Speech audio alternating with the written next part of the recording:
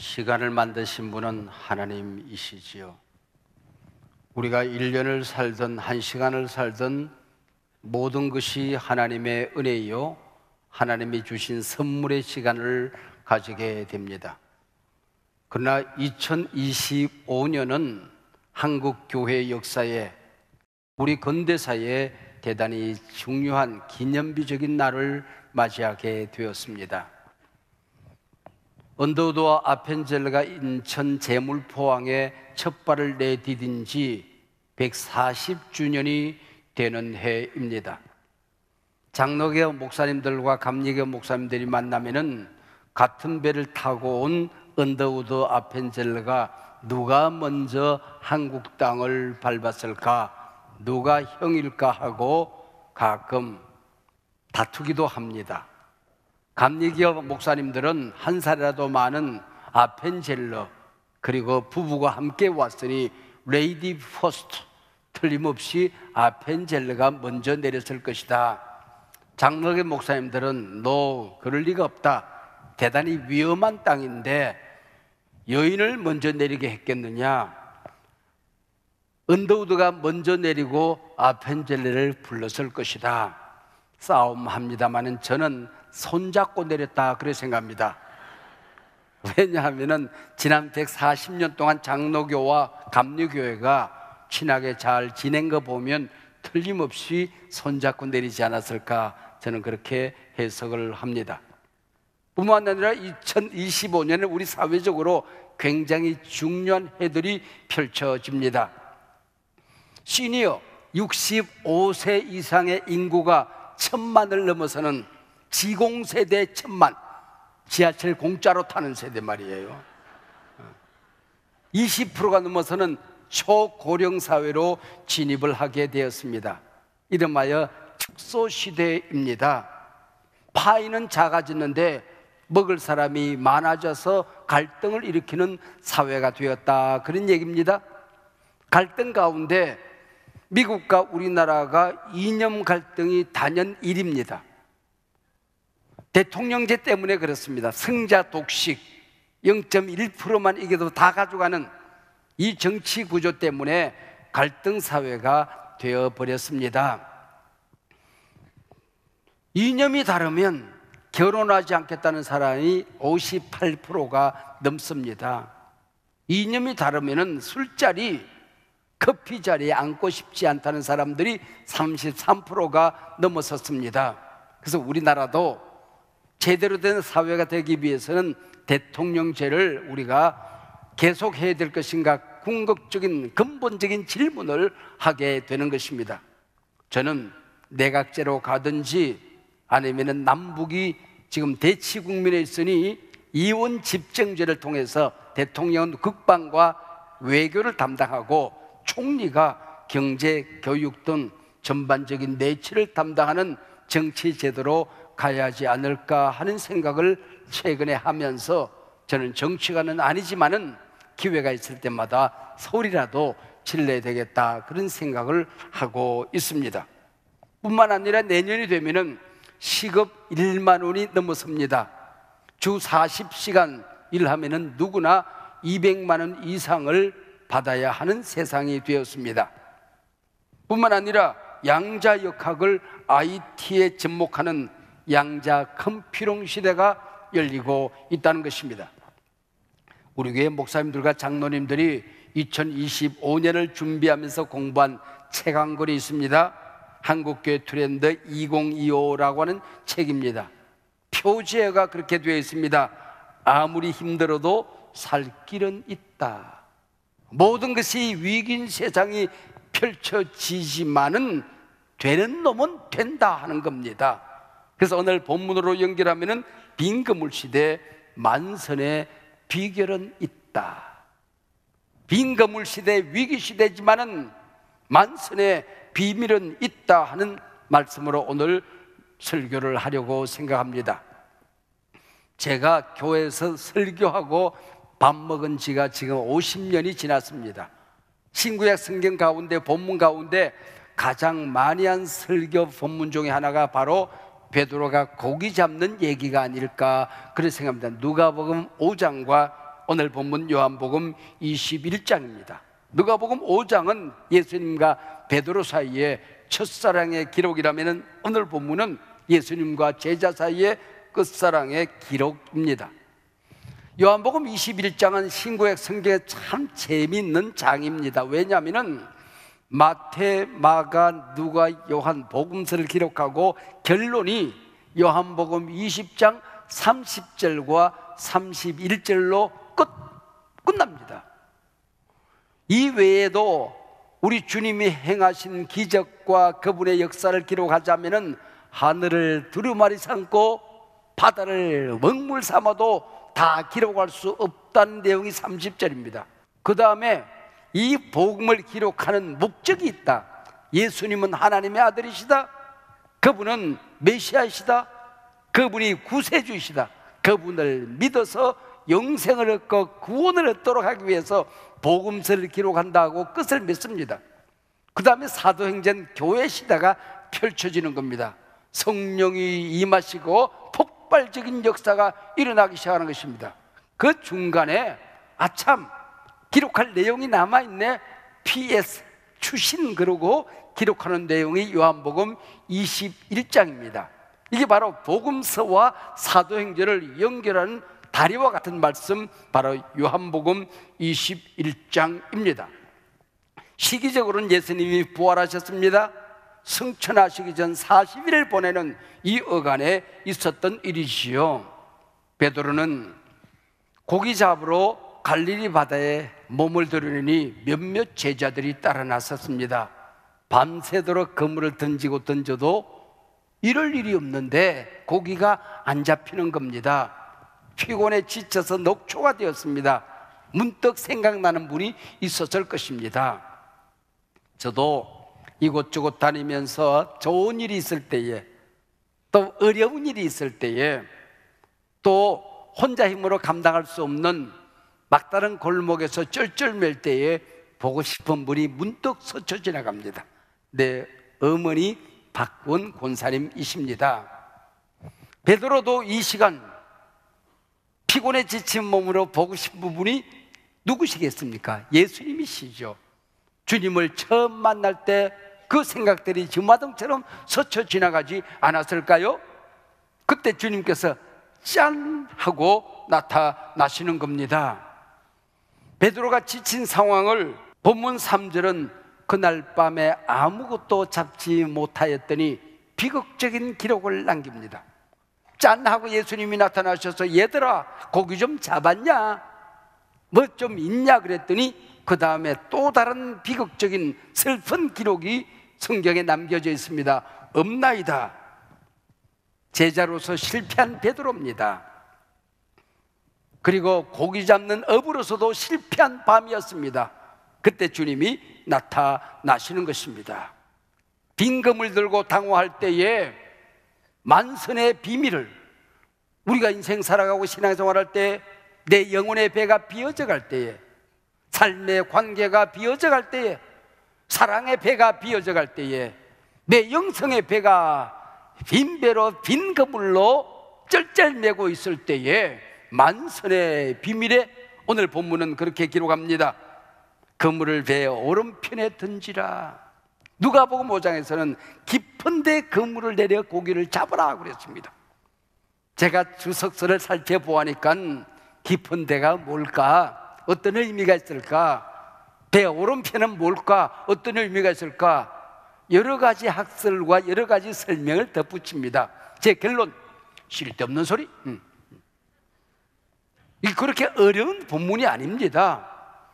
불가능해 보이는 상황이지만은 주님이 말씀하시면 주님 계신 곳으로 돌아가라는 겁니다. 하나님이 살아 역사하시는 말씀으로 돌아가라는 겁니다. 그러면 만선하리라, 내 인생이 차고 넘치리라, 그 얘기지요. 고기는 밤에 잡는 겁니다. 낮에 새벽에 잡는 게 아니죠. 그리고 그곳에 던져본 자리입니다. 뿐만 아니라 지금 돌아가고 싶은, 집에 가고 싶은 녹초가 된 몸입니다. 또 던지랍니다. 던질 수 있는 상황이 아니지요. 거물질에 관해서는, 고기 잡는 일에 관해서는 예수님보다도 베드로가 전문가입니다. 베드로는 베테랑 어부 출신입니다. 예수님은 직업이 목수입니다. 그것도 전직 목수, 현직 실업자입니다. 이런 분이 거물질에 관하여 이렇게 해라 저렇게 해라 순종할 수 있는 상황이 아니라는 거죠. 그러나 주님이 말씀하시면 던져보는 겁니다. 던지면 역사가 일어난다는 것입니다. 깊은 데가 아니라 길바닥에 던지라고 그래도 던져보는 겁니다. 오른편이 아니라 산꼭대기 던지라고 그래도 던지면 역사가 일어난다. 주님의 말씀이니까, 역사의 주인은 하나님이시니까 그 얘기지요. 번번이 사업에서 실패만 하던 송삼석이라고 하는 문구업을 하는 분이 계셨습니다. 실패를 하다가 오늘 본문을 읽었어요. 영감을 받았습니다. 자그마한 볼펜 한 자루를 만듭니다. 그게 모나미 153입니다. 오늘 본문에서 고기가 153마리 잡았잖아요. 그리고 기도합니다. 그 당시 인구가 30억 정도 됩니다. 하나님, 세계 인구 한 명당 2자루씩만 팔면 60억 개가 팔릴 것 같습니다. 60억 개 팔게 해주세요. 그리고 담대하게 배짱 좋게 기도했어요. 그리고 2년 전에 그가 별세했는데 모나미 153이 60억 개가 훨씬 더 팔렸습니다. 볼펜 업계에 기록을 남긴 것입니다. 여러분, 이게 믿음 만선의 비밀을 깨닫게 된 것이죠. 우리 주님 왜 오셨을까요? 인생 살다가 지칠 때가 있습니다. 누구도 나를 도와주지 않는 것 같은 쩔쩔매는 상황이 있을 때가 있습니다. 주님 말씀하셨습니다. 내가 너를 고아와 같이 버려두지 않겠다. 믿음의 길을 가면, 나를 믿고 의지하면 나는 세상 끝날까지 너와 함께한다. 고아와 같이 버려두지 않는다. 네 사명 기억해야 된다. 갈릴바다에 그물질을 해야 될 사람이 아니고 너는 죄악의 파도가 넘실대는 예루살렘 거리에 복음 던지는 사람 낳는 어부가 되겠다고 너를 부른 것 아니냐. 사명 잊지 말고 살아라, 그 얘기지요. 내가 하나님의 사람이라면 내 영혼에 빈배로 살아가는 것 하나님의 뜻이 아닙니다. 병든 몸으로 살아가는 것도 하나님이 기뻐하지 않습니다. 관계에 실패하고 사랑에 실패하고 빈 그물도로 살아가는 것 하나님의 뜻이 아닙니다. 우리에게는 세상을 다스리는 물질 없는 권세가 있다 믿고 믿음으로 살아가는 것입니다. 주님께서는 빈 그물 채워주시기 위해서 오늘 우리에게 찾아오시는 것입니다. 근데 재밌는 사실은 베드로를 찾아오셔서 베드로야 그래야 맞지 않습니까? 베드로를 만났을 때 신앙 고백을 듣고 너는 이제는 시몬이 아니다, 갈 때가 아니야, 반석이야. 그리고 이름을 바꾸어 주었습니다. 3년 동안 부르던 이름을 포기하시고 지금 이 끝자락에서 베드로를 부릅니다. 시몬아, 그렇게 불러. 요한의 아들 시몬아, 갈 때 그렇게 부릅니다. 왜요? 주님은 나무라지 않습니다. 마지막에 십자가를 목전에 들고 기도하자 그럴 때 꾸벅꾸벅 졸더니 꼴 좋다. 어린 여자 옆에서 나를 부인해? 맹세하며 부인해? 다 버려도 너는 나를 버리지 않겠다고 호언장담하더니 꼴 좋다. 나무라지 않았습니다. 시몬아, 이 한마디 속에 나는 연약한 모습 그대로 너를 사랑한다. 넘어지고 깨어진 모습, 피 흘리는 모습, 눈물 흘리고 우는 그 상태로 나는 너를 사랑한다. 지키려 너와 함께한다. 실패해도 좋다, 약해도 좋다, 없어도 좋다, 가난해도 좋다, 병들어도 좋다, 나는 너를 끝까지 지킬 것이다. 할렐루야. 시몬아 하고 부르는 것입니다. 빈그물 시대 만선의 비결이 무엇일까요? 결론은 자명합니다. 하나님의 말씀 들었으면 들은 말씀에 목숨을 걸라는 겁니다. 본질로 돌아가라는 겁니다. 세상이 어려울수록, 네 삶의 환경이 어려울수록 신앙 지키라는 겁니다. 말씀 받았으면 그 말씀 믿으라는 겁니다. 심어보라는 겁니다. 순종하라는 겁니다. 21일 동안 은혜 받았으면 받은 은혜 붙들고 살아보는 겁니다. 주님 앞에 예배드리고 말씀 받았으면 그 받은 말씀 붙들고 지난 1년 동안 일마다 때마다 함께 하신 하나님 붙들고 주님 앞에 순종하고 목숨 걸고 말씀에 내 생명을 걸고 살아보라는 것입니다. 이게 만선의 비밀이시오. 지난달에 세계적인 미래학자 레너드 스윗 교수가 한국 땅에 왔습니다. AI 시대에 우리 신앙인들이 어떻게 살아야 되는가, 인공지능 시대 신앙이라고 하는 명강의를 남기고 갔습니다. 모든 사람들이 AI 시대에, 인공지능 시대, 디지털 르네상스 시대 머리 아파합니다. 부정적으로 염려만 하고 있습니다. 이제 초등학교 들어가면 아이들이 핸드폰을 사는데 핸드폰 싸움 하느라고 교육할 시간이 없습니다. 저 가난한 나라에서도 핸드폰 때문에 행복지수가 뚝뚝 떨어진다며요. 네 시대인데 이 스위트 교수는 긍정적으로 해석을 합니다. 세상은 지금 삼킬 듯이 불타오르며 교회를, 신앙인들을 위협하고 있지만은 불은 불로 싸워라. 맞불 질러야 이긴다는 것입니다. 세상 불이 나를 향하여 음습해 올 때에 말씀의 불이 타오르게 하라는 겁니다. 살아 꿈틀거리게 하라는 것입니다. 내 안에 하나님의 말씀이 살아 역사하게 하라는 것입니다. 성령의 불을 지르는 것입니다. 성령 충만하지 않고는 살 수 없는 세상이 될 것이라고 하는 겁니다. 불은 불로 싸워라. 머리카락 하나에도 DNA가 살아 역사한다는 거예요. 머리카락 하나가 뽑아놓으면 내가 어떤 인간인지, 이게 내 건지 아닌지 다 안다는 거예요. 여러분, 한 말씀이라도 여러분이 정확하게 그 말씀, 내 말씀으로 받아서 그 말씀에 생명을 걸면, 믿음으로 심으면 기적이 일어납니다.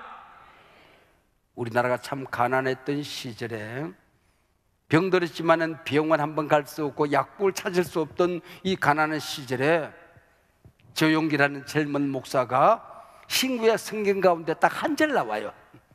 정신 기절도 아니에요. 근데 교인들을 사랑하는 하나님의 음성으로, 말씀으로 받은 거예요. 요한 3서 2절입니다. 얼마나 변두리 말씀입니까? 그러나 그 말씀을 선포해서 교단을 일으켰어요. 그 가난한 시절을 버텨내게 만들어 주었던 것입니다. 사랑하는 제야, 영혼이 잘된 같이 범사가 잘되고 강건하기를 원하라.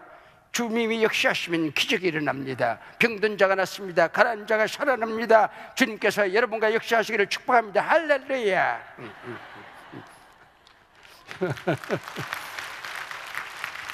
여러분, 오늘 우리 입장에서 보면 번영신학이죠. 성공신학이죠. 그러나 오늘 입장에서 보니까 그렇지, 오늘은 오늘의 말씀이 있는 거예요. 그 당시에 주님이 주신 말씀인 줄로 믿고 선포한 것입니다. 한 말씀이 바로 이런 기적이 일어나게 되는 거예요. 여러분, 알고리즘이라는 게 참 무섭더라고요. 우리 손주가 예쁜 사진을 할아버지에게 보내요. 그럼 제가 유튜브에다가 그걸 칭찬해요. 예쁘다 그래요. 근데 제가 손주에게 예쁘다 예쁘다 반을 하니까 예쁘다가 알고리즘으로 뜨는 거예요. 딱 뜨는데 beautiful girl, 중국의 예쁜 여자, 브라질의 예쁜 여자, beautiful girl. 유튜브 누르기만 하면 beautiful girl. 나는 손주가 예쁘다고 그랬는데 알고리즘은 beautiful girl. 여러분, 이게 알고리즘입니다. 이 AI 시대에 궁극적인 알고리즘은 예수라는 것입니다. 내가 하나님의 사람이면, 기도하는 사람이면, 믿음을 가진 사람이면, 말씀대로 사는 사람이면 예수 알고리즘이 내 안에서 살아나야 된다는 것입니다. 여러분이 인생의 결정적인 위기 상황 속에서 예수가 떠올라야 합니다. 살고 싶지 않은 건물 꼭대기에서 올라서서 아래를 내다볼 때에 예수 알고리즘이 떠올라야 됩니다. 여러분들, 좋은 일이 있을 때에, 내 힘으로 얻을 수 없는 복된 일이 내 안에 일어났을 때에 예수 생각이 나야 한다는 것입니다. 자녀들을 향하여 눈물로 기도할 때에 예수 알고리즘이 살아서 작동되어야 한다는 것입니다. 우리 교회의, 한국 교회 여러분의 가정에 예수 알고리즘이 살아 역사해야 기적이 일어난다는 것입니다. 빈 그물 시대 만선의 비결은 예수 알고리즘입니다. 하나님의 말씀이 선포되는 곳에는 기적이 일어나는 것입니다. 말씀은 하나님의 말씀입니다. 살아있습니다. 여러분, 우리나라가 너무나도 가난할 때에, 선교사들이 이 땅을 찾아올 때에 만주를 오고 가던 장사꾼들이 러스 목사님을 만나서 예수를 믿습니다. 그리고는 권서인이라는 이름으로 성경책만 한국 땅에 전하면 한국 땅은 산다, 이 하나님의 말씀을 조선 땅에 전하면 조선이 언젠가는 세계 역사 무대에 우뚝 서는 나라가 될 것이다, 내 백성들이 먹어야 되는 양식이 있다고 한다면 하나님의 말씀이다. 그래서 말씀을 전하러 생명을 거는 영국 성서교회로부터 권서인, 성경을 파는 사명을 가진 사람들이 있었습니다. 서상용과 이성화 같은 사람들입니다. 이성화가 제일 먼저 말씀을 들고 압록강을 건너 고려문으로 들어옵니다. 그러다가 발각이 되어져요. 그러면 능지처참을 당하는 겁니다. 성경은 조선 땅의 금서였습니다. 성경을 가지고 들으면 목이 달아나는 겁니다. 그래서 부득이하게 그 성경책을 압록강 도로 돌아가서 거기서 다 불태웁니다. 그리고는 죄를 가슴에 끌어안고 압록강으로 끌어 들어가는 겁니다. 그 죄를 바람에 흩날리고 뿌립니다. 바람아, 이 말씀의 죄를 조선 땅으로 불어 들어가게 하라. 압록강에 그 죄를 뿌리면서 이 물을 마신 자마다 예수 믿고 구원을 받을지어다. 조선 땅 이 물을 마신 자마다 하나님의 백성이 될지어다. 그리고 뿌리는 것입니다. 지난 세일에 동안 우리는 감사특밤을 가졌습니다. 감사특밤 21분의 말씀을 들었는데 결론은 한 가지예요. 인생 살다 보니 위기가 옵디다. 그 위기를 어떻게 맞이하느냐에 따라서 인생은 달라집니다. 견디어내십시오. 포기하지 마십시오. 하나님은 살아계십니다. 하나님이 역사하십니다. 회복될 것을 믿고 기대하고 기도하며 기다리십시오. 25억의 빚을 지고 살았지만은 적어도 내가 혓바닥을 모래에 박고 죽어도 내 자식들에게만큼은 이 비극적인 내 인생살이를 알리지 않겠습니다. 10년을 버텨냈더니 금년에 세금만 25억 냈습니다 그러더라고. 그게 지난 21일 동안의 똑같은 간증 아닙니까? 여러분, 지난 1년을 보내면서 얼마나 힘든 일이 많이 있었습니까? 누구에게도 얘기할 수 없는 고통스러운 시간은 얼마나 많이 있었습니까? 이불을 뒤집어쓰고 울어야 되는 순간은 없었습니까? 홀로 주님의 이름을 부르며 살려달라고 애원한 적은 없었습니까? 여러분의 영혼이 비어져서 하나님 이러다 나 못 살아요 하는 순간은 없었습니까? 여러분, 주님은 살아계십니다. 여러분을 사랑하십니다. 여러분과 함께 하십니다. 말씀 받았으면, 은혜 받았으면, 간증 들으면 저건 내 말씀이야 붙들었으면 그 말씀에 생명을 거는 겁니다. 빈곤인생 만선한 역사가 일어나게 될 것입니다. 언젠가는 나도 내 자식들 앞에 이 간증을 남길 수 있는 귀한 성도들이 되시기를 주의 이름으로 축원합니다.